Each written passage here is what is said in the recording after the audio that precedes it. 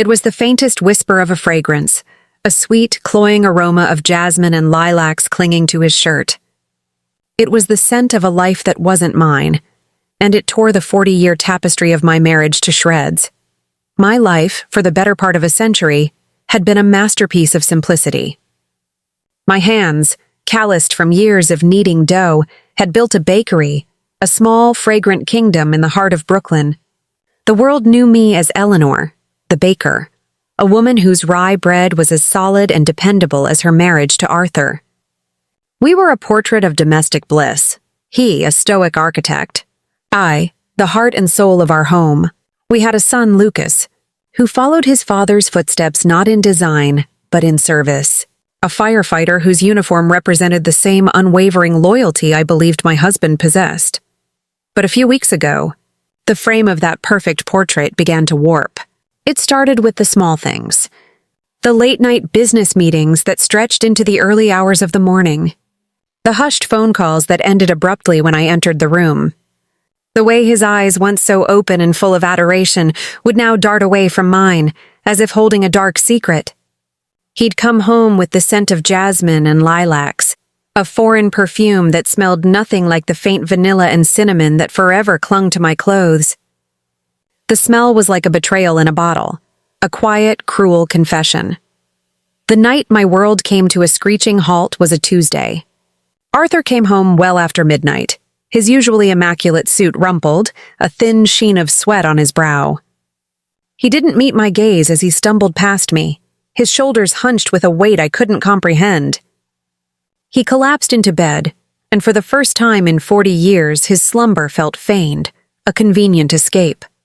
I stood over him, my mind a storm of accusations. Then, on his nightstand, his phone buzzed, the screen illuminating the dark room like a searchlight, a message, with no name, simply a string of numbers. The text read, "It was perfect tonight, Dad. You're the best." My breath hitched. Dad. The word, innocent on its own, was a grenade in this context. My son, Lucas, had his own phone and his own way of talking to his father. This was something else. A cold hand squeezed my heart, and a wave of nausea washed over me. I grabbed the phone, my fingers trembling. I felt a pang of guilt, but it was quickly eclipsed by a primal need to know the truth. I opened the message and scrolled. The conversation was short, a series of messages from that night. "Happy birthday, Dad. Can't wait for our real celebration. Tomorrow night, my love. It's time to talk about the final details. You're a genius, Dad. She won't know a thing." I felt my knees buckle. She. A pronoun, a faceless word, but I knew who they were talking about. Me. The old hag they planned to get rid of, the obstacle in their path. The words confirmed my darkest fears. This wasn't just a simple affair. It was a conspiracy, a premeditated betrayal. I quietly put the phone back, my mind racing. A quick glance at the nightstand revealed a crumpled receipt from a high-end restaurant. Not in Brooklyn, but in Manhattan. A place I had always begged him to take me, but he had always refused.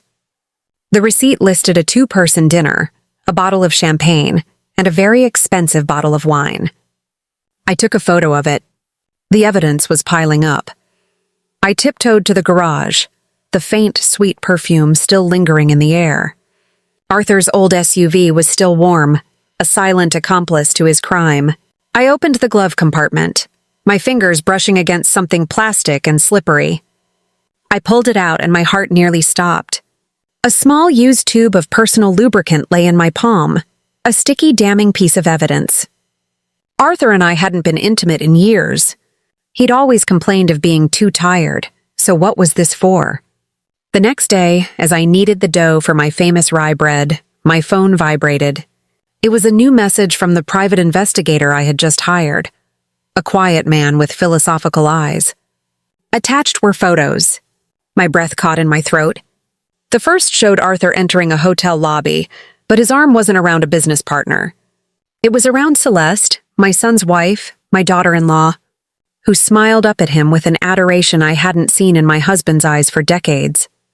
The world I had so carefully built began to crumble before my very eyes. The world Once a comfortable, predictable place filled with the familiar rhythms of my bakery had become a surreal landscape of betrayal. The photograph of Arthur and Celeste at the Manhattan Hotel was more than just an image. It was a digital ghost, a silent witness to a lie that had been living beneath the surface of my life for months, perhaps even years. My son, Lucas, was a firefighter, a hero in the eyes of the city, and a devoted husband in my eyes. How could his wife, a woman I had loved like a daughter, conspire with her own father-in-law to destroy the family we had all so carefully built? That night, my sleep was a battlefield. I dreamt of flour turning to dust, of sweet pastries burning to a crisp, of a wedding photograph of Lucas and Celeste tearing itself in two, a silent, vicious rip down the center. When I woke, the morning light felt cruel, too bright for the darkness that had taken root in my soul. I went to my bakery, my hands working on autopilot, kneading dough with a fury I had never felt before. The rage was a cold, hard stone in my chest, and a new, more dangerous emotion began to stir, a desire for truth, a need to expose the lie, no matter the cost. Arthur came down for breakfast, his hair a mess, his eyes still heavy with feigned exhaustion. He drank his coffee with the weary grace of a man who had not slept, a performance I had seen countless times. "I have an important meeting today," he said in a husky voice, a rehearsed line he'd used countless times before, his eyes darting away from mine. "I'm sure I'll be home late." He was so good at this, I thought bitterly. The easy lies, the casual tone, it made my blood run cold. I nodded with a strained smile, a practiced mask for a lifetime of deceit, and simply replied, "All right, be careful." After he left, the silence in the house was no longer thick. It was hollow, an echo of the life I had lost. I cleaned the table and washed the dishes, the rhythm of the task a small anchor in the storm of my emotions. I couldn't just sit there inventing theories. I needed the truth, hard evidence. I called my friend Mrs. Peterson, a woman of few words but profound intuition, who had helped me with my business for years. "Eleanor," she had once said, "if you ever need it, I can give you Thomas's number. He's a very discreet private investigator." I never thought I would need to call him, but now I had no other choice. Just an hour later, I received a message from Thomas asking me to meet him at a small cafe downtown. I went, choosing a secluded corner where no one would notice me, a shadow in a room full of light. I handed him a flash drive with the photos I had taken the night before. "This is all I have," I said, my voice shaky. "I think my husband and my daughter-in-law are having an affair." The words tasted like ash. Thomas nodded, reviewing each image on his phone, his face impassive, a professional facade hiding whatever thoughts he had. He carefully made notes in a small notebook. "Mrs. Roberts," he said, using my last name for a strange formal distance. "I understand. I'll start following Mr. Roberts this afternoon. Don't worry, I'll let you know as soon as possible." I looked at him, trying to hold back the tears that were burning my eyes. "Thank you," I said softly. "I just want to know the truth, whatever it may be." That night, as I sat in my bakery, surrounded by the comforting scent of yeast and flour, my phone vibrated. A message from Thomas. My heart pounded a mile a minute. It was a video. I put on my headphones, a desperate attempt to keep the secret contained, and pressed play. The video was a grainy shot from a distance, but it was clear enough to see Arthur and Celeste on the third-floor balcony of a hotel. His arm was around her waist, and she was resting her head on his shoulder. And then, like a stab, I saw them share a quick, tender kiss. I replayed the video frame by frame, each image a new dagger twisting in my soul. The room's curtain opened slightly, and Celeste came out, running to hug Arthur, her face lit up with happiness. I slumped into my chair, clutching the edge of the table to keep from falling apart. Thomas sent another message. They also rented the room for the afternoon. It looks like they're staying the night. Just a few hours earlier, Arthur had texted me, "Eleanor, I won't be home tonight. I have to meet a potential partner. Get some rest." The tone was sweet and caring, just as it had been for years. But now I knew it was all a lie. He wasn't out of town. He was here, in a 4-star hotel with our own daughter-in-law. I carefully saved every photo and every video. Each time I hit save, I looked at the image as if to make sure I wasn't dreaming. In the video, Arthur's gaze toward Celeste was so tender. The way he caressed her hair reminded me of the way he used to do it with me more than 30 years ago. We were young, and I believed our love would last forever, a promise whispered under a starry San Diego sky. Now, seeing this, all I saw was lies and blatant betrayal. I stayed in the bakery among trays of sweet pastries that smelled delicious, but I felt as if my world were falling apart. I remembered the early days of the business when Arthur would help me carry sacks of flour, when we would laugh together in that little kitchen, our dreams as big as the sky. Now it all seemed like a distant memory, a beautiful lie I had lived for too long. My heart was shattered, my soul was raw, and I knew that this was just the beginning of the end. The pain was no longer a silent ache. It was a roaring fire. The digital evidence Thomas had provided was only the beginning. The betrayal was deeper, more calculated than I could have imagined. I couldn't just stand by and be an object of their cruel mockery. I needed to understand their full plan, to hear it from their own mouths.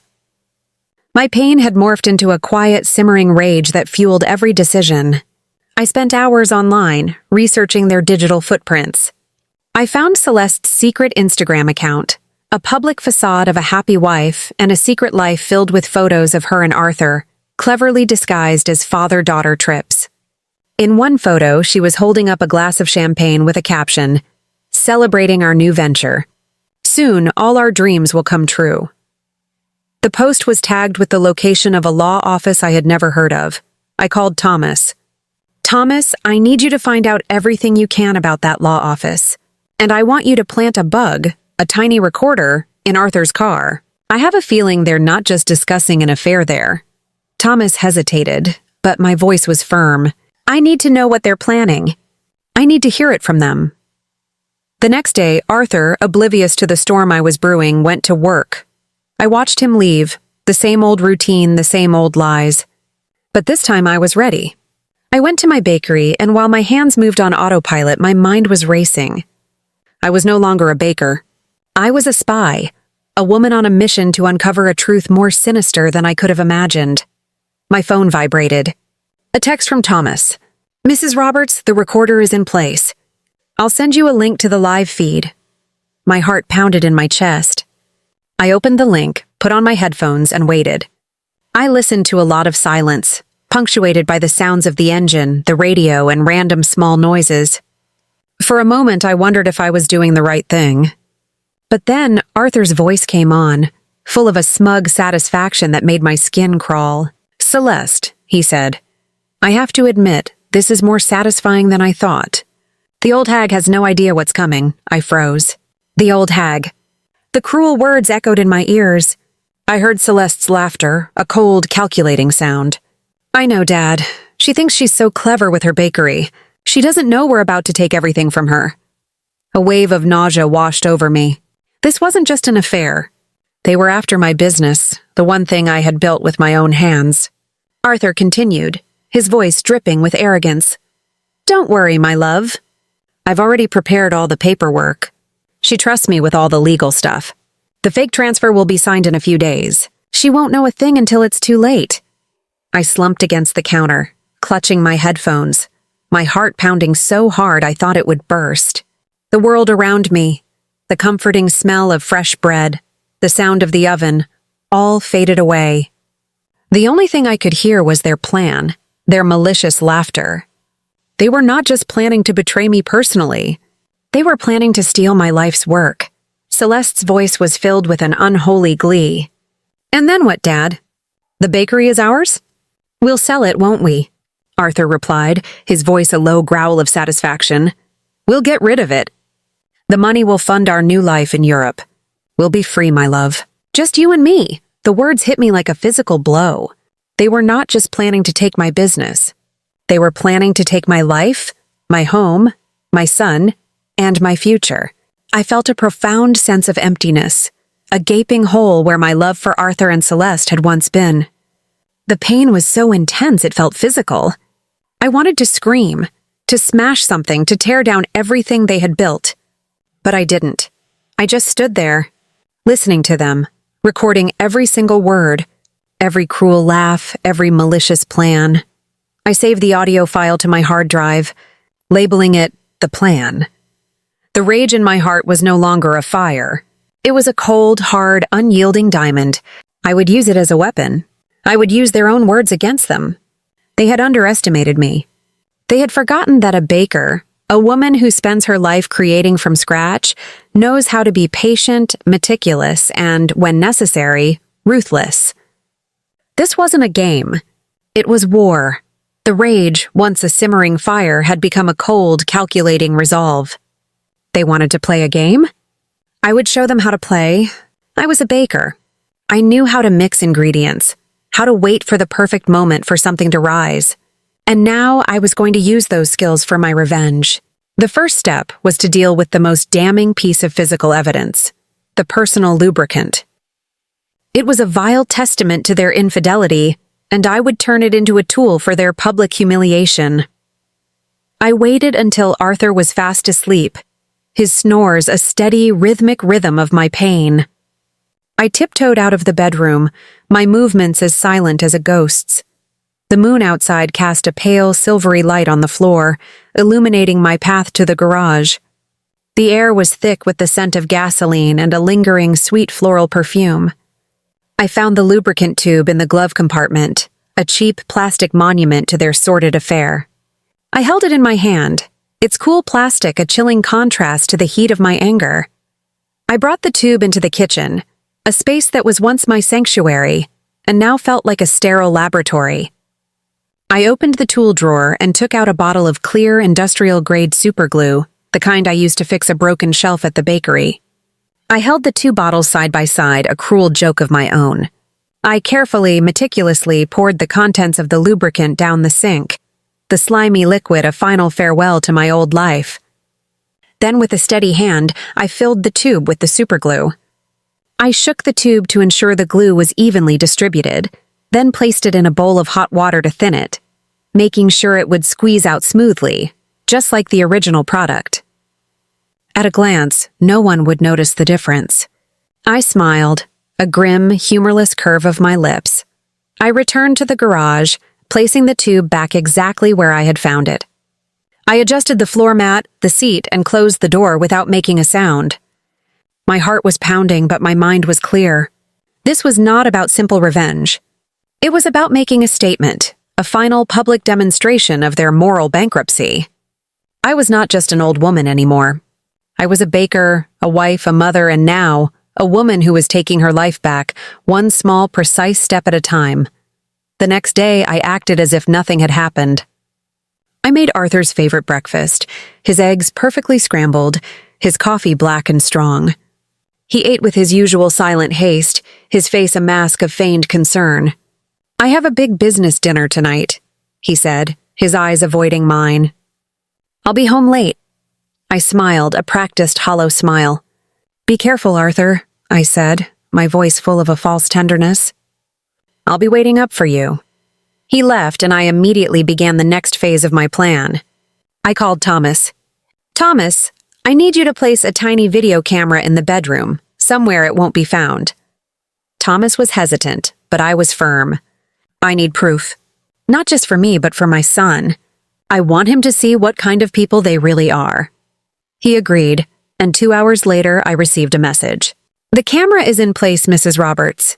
It's inside the wall behind the headboard, a tiny pinhole camera. The feed is secure." I thanked him, my heart a hammer against my ribs. I knew what this meant. I would be a silent witness to their most intimate moment, and I would use it against them. That night, Arthur came home, his shirt reeking of that same sweet, cloying perfume. He mumbled something about the deal being a success and went to bed. I lay in the dark, my eyes wide open, the silence of the room a backdrop to the screaming in my head. I was no longer a victim. I was a puppet master, and the strings were in my hands. I waited until his snores became a steady, rhythmic sound, and then I quietly got out of bed. I was ready for the next step. I went to the living room and retrieved an old laptop I used to track my inventory. I connected to the camera feed, a small, grainy image of my bedroom filling the screen. I watched as Arthur and Celeste, two people I had loved and trusted, entered the room, their faces flushed with passion and excitement. I watched as they laughed and whispered, their voices a cruel, mocking serenade to my broken heart. I watched as they took out the superglue-filled lubricant and prepared for what they thought would be a night of passion. The room was bathed in a cold, electric light from my laptop screen. Arthur and Celeste, two figures I had once loved and trusted implicitly, were now just actors in a play of my own design. I watched them in silence, my heart a lead weight in my chest. Their hushed giggles, the way they moved around the room with a shameful glee, it all felt so unreal, so alien. I was a ghost in my own home, a silent spectator to my own humiliation. I listened to them, their voices a cruel symphony of deceit. "It's all so perfect, Dad," Celeste whispered, her voice filled with a sickening adoration. "Soon, the bakery will be ours, and we can finally leave this place." Arthur chuckled, his voice a low growl of satisfaction. "It's all taken care of, my love. She's so oblivious. The papers are already being drawn up. She's going to sign them without even looking." My hands clenched into tight fists. He was right. I had been oblivious. I had trusted him, a man I had spent a lifetime with to handle all my legal affairs. The thought of him using my trust against me, of him planning to steal my life's work, made my blood run cold. But now I had them. I had them on camera, I had them on tape, and I was about to set the final trap. I watched as they undressed, their bodies a testament to their unforgivable betrayal. I watched as they reached for the lubricant I had so carefully prepared. I saw them smile, their faces filled with a lustful anticipation. And then, a moment later, their smiles turned to gasps, then to horrified screams. "What the hell is this?" Celeste shrieked, her voice filled with panic. "I can't move. It's burning." Arthur was struggling, his body writhing in pain. "What did you do?" he yelled, but it was a question for himself, not for me. He had used the tool of his betrayal, and it had turned against him. I smiled, a grim, vengeful smile. I had them. They were stuck, helpless, naked, and afraid. Now it was time for the final act. I reached for my phone and sent a pre-written text to my neighbor, Mrs. Peterson. "Mrs. Peterson, my house is on fire. Please call the fire department." I then called the fire department myself, my voice filled with a feigned panic. "My house is on fire. Please help." Within minutes, the wail of sirens filled the air. They grew louder and louder, a terrifying crescendo that filled me with a perverse sense of satisfaction. I watched from my laptop screen as the smoke from the fire I had remotely started began to fill the bedroom. It wasn't a real fire, just a small, insignificant blaze in a skillet, but it was enough to activate the fire alarm and make it seem like a real disaster. The smoke filled the room, and I heard Celeste's frantic sobs mixed with Arthur's desperate curses. "Do something, Dad." "I can't breathe," she screamed. "Don't scream. I'm trying to get up," Arthur roared. I watched as the bedroom door was kicked open. My son Lucas was standing there in his firefighter uniform, his face a mask of heroic determination. "Mom, Dad, are you okay?" he yelled, his voice full of concern. He was the hero and they were the villains. The irony was not lost on me. I saw his eyes widen as he took in the sight before him. His father and his wife, stuck to each other on the bed, naked, humiliated, their bodies contorted in a grotesque dance of shame. I heard the gasp of the firefighters behind him. The sight was too shocking, too unbelievable, too disgusting. I watched Lucas's face, his expression of concern slowly morphing into one of pure, unadulterated horror. He stood there frozen, his body trembling, as the reality of the situation washed over him. I knew that sight would haunt him for the rest of his life, but it had to be done. It was the only way for him to understand the true nature of the people he had loved and trusted. The scene that unfolded was a symphony of chaos and shame. The firefighters, led by my son, stood frozen in the doorway, their expressions a mix of confusion and disgust. The fire was quickly extinguished, a small, contained blaze that had served its purpose. But the real fire, the fire of their humiliation, had just begun to burn. "What is this?" Lucas's voice was a low, dangerous growl. He was no longer the brave firefighter. He was a betrayed son, a man whose world had just been torn apart. Arthur's face was pale, his eyes wide with a desperate fear. "Lucas, son, I can explain." But there was no explanation, no justification for the sight before them. The fire chief, a man who had seen everything, shook his head in disbelief. "Chief, the fire is out," a firefighter said, his voice laced with a nervous chuckle. It was just a small oil fire, but Lucas didn't respond. He just stood there, his eyes fixed on his father and his wife, his entire body trembling. Words spread like wildfire. The neighbors, drawn by the sirens and the smoke, began to gather. They pointed and whispered, their faces filled with a morbid curiosity. I watched from the sidelines, a silent observer in my own life's tragedy. I had called Mrs. Peterson and asked her to record everything. I wanted them to be a witness, a testament to what had happened. She did so without a word, her eyes filled with a grim, knowing look.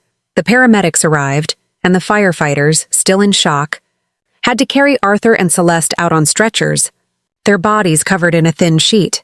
But their shame was laid bare for all to see. Celeste was sobbing, her voice a high-pitched wail of despair. "Please don't look at us," she cried. "Don't look!" But everyone was looking. The neighbors, the paramedics, the firefighters, they were all witnesses to their sordid affair, to their public downfall. The crowd was a sea of disgusted faces, their murmurs a chorus of judgment. "Poor Eleanor," a woman whispered, her eyes filled with a pity that made me want to scream. "How could they do that to her?" Arthur was yelling, his voice raw with humiliation. "Get everyone out of here! Close the door!" But it was too late. The truth was out. The little video Mrs. Peterson had taken of them being carried out on a stretcher went viral within minutes. It was on every local news channel, every social media feed. The title of the video was, "Cheating Father-in-Law and Daughter-in-Law Stuck Together in Bedroom." They were a laughingstock, a public spectacle. I stayed in the background, a shadow in a crowd of onlookers. Lucas stood in the yard, his arms hanging limp at his sides. I wanted to run to him, to hold him, to tell him that I had done this for him, but I knew he needed to process this on his own. He was a man of logic and order, a man who believed in a world where good people did good things. This was a brutal awakening for him, a shocking realization that the two people he had loved and respected the most were capable of such depravity. He watched as the ambulance drove away, the sirens a final, mocking wail. I saw the look on Lucas's face. The pain, the confusion, the betrayal, it was all there, a raw, gaping wound. I knew he was suffering, but I also knew that this was a necessary pain. He had to see them for who they really were. He had to understand that the people he had loved were monsters. The hospital room was sterile and white, a stark contrast to the sordidness of the scene that had brought them there. Arthur and Celeste were in separate beds, their bodies still covered in a thin sheen of ointment. Their faces were swollen with shame and pain, their eyes filled with a desperate fear. I entered the room, a large manila folder in my hand, and stood at the foot of Arthur's bed. I was no longer the gentle baker. I was a woman on a mission, and my mission was justice. Celeste saw me and her face crumpled. "Eleanor," she whispered, her voice raw with shame. "I'm so sorry. Please forgive me." I didn't respond. I just looked at her, my gaze as hard and cold as a stone. Then my eyes fell on Arthur. He tried to sit up, but the pain made him wince. "Eleanor," he said, his voice a hoarse whisper. I can explain." I cut him off. "There's nothing to explain, Arthur. I know everything." I opened the folder and took out a stack of papers. "I know about the fake contracts, the law office, and your plan to steal my bakery." I saw the color drain from his face. "I have the receipts, the videos, and the audio recordings of you two plotting to take everything from me. I've sent everything to my lawyer, and he's already in the process of filing a lawsuit against both of you for fraud and theft." Celeste gasped, her eyes wide with a desperate fear. "No, Eleanor, please. We didn't mean it." I laughed, a short, bitter sound. "You didn't mean it? You were going to steal my life's work. You were going to leave me with nothing." I looked at Arthur, his face a mask of defeat. "You thought you were so clever, didn't you, Arthur? You thought you could take everything from me, but you forgot one thing. I'm a baker. I know how to make something out of nothing. And I'm going to make sure that you two are left with nothing." I took out another stack of papers from the folder and placed them on the table. "These are the divorce papers, Arthur. You have 24 hours to sign them. If you don't, I'll release everything to the press. And trust me, the world will see you for the vile, disgusting human being that you really are." Arthur looked at me, his eyes filled with a raw, desperate fear. "Eleanor, please. Don't do this," he begged. "We can talk about this. We can fix this." I just shook my head.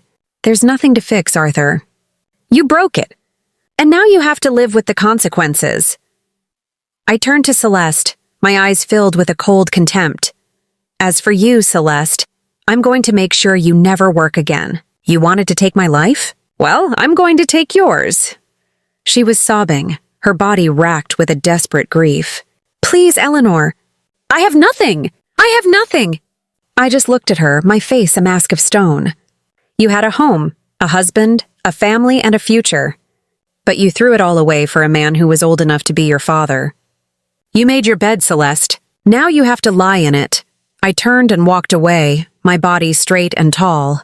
I didn't look back. I didn't need to.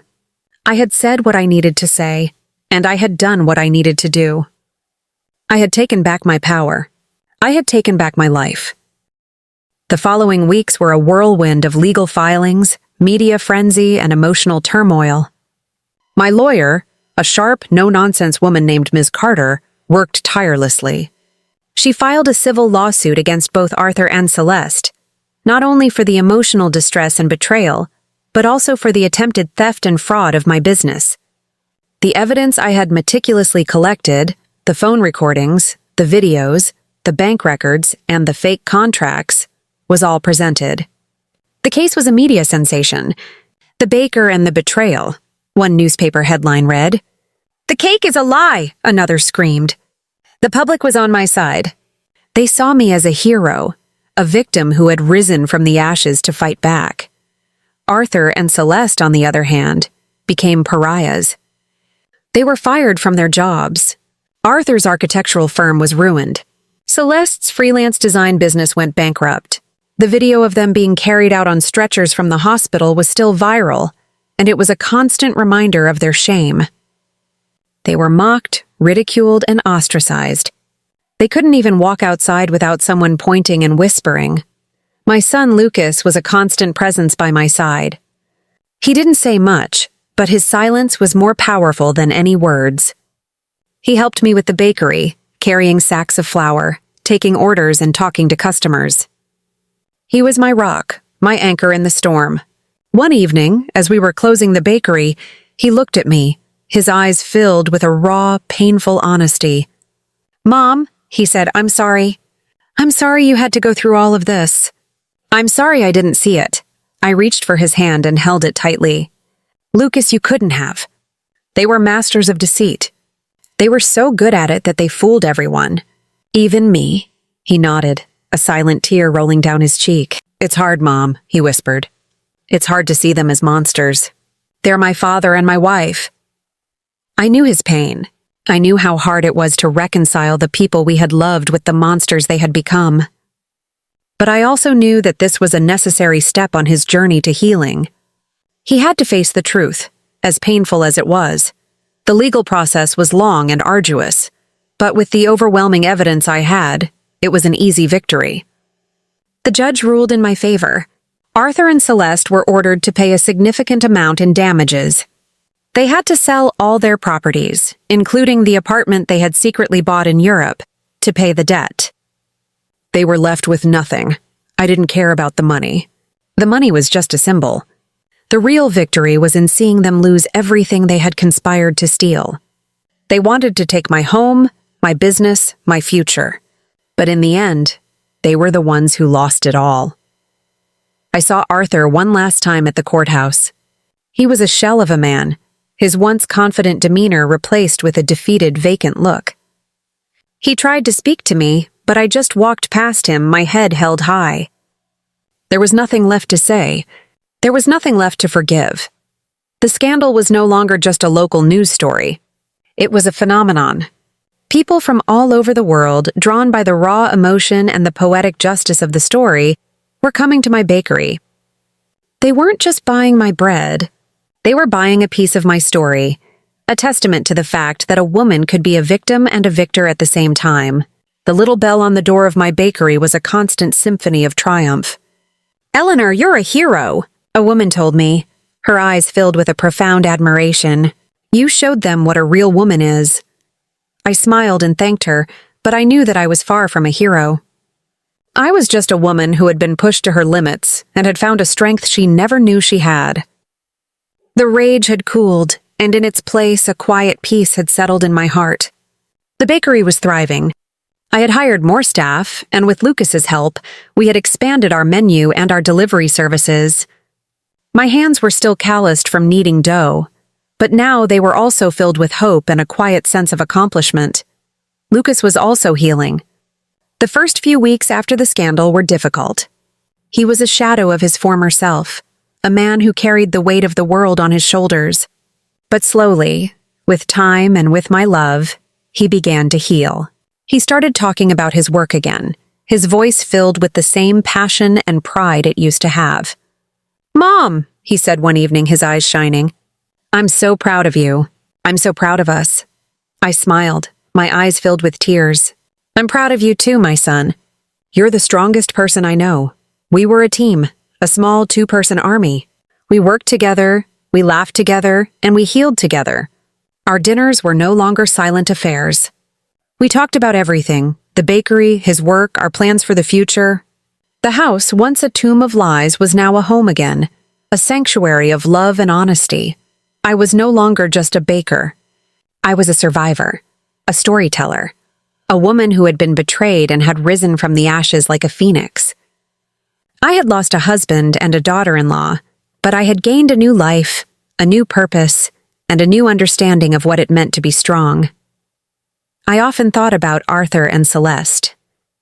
I heard they had left town, their names now synonymous with disgrace and betrayal. They had lost everything, their homes, their money, their reputations, and their dignity. But I didn't feel sorry for them. They had made their bed, and now they had to lie in it. My revenge wasn't about hurting them. It was about healing myself. It was about taking back my life, my dignity, and my future. This is a story about the strength of a woman who chose to rebuild her life from the ashes of betrayal, a testament to the fact that true victory isn't about revenge, but about finding the courage to start anew. Please like and subscribe for more stories of triumph and resilience, and tell me in the comments where you're listening from. Your support helps me continue sharing these powerful tales from the human heart.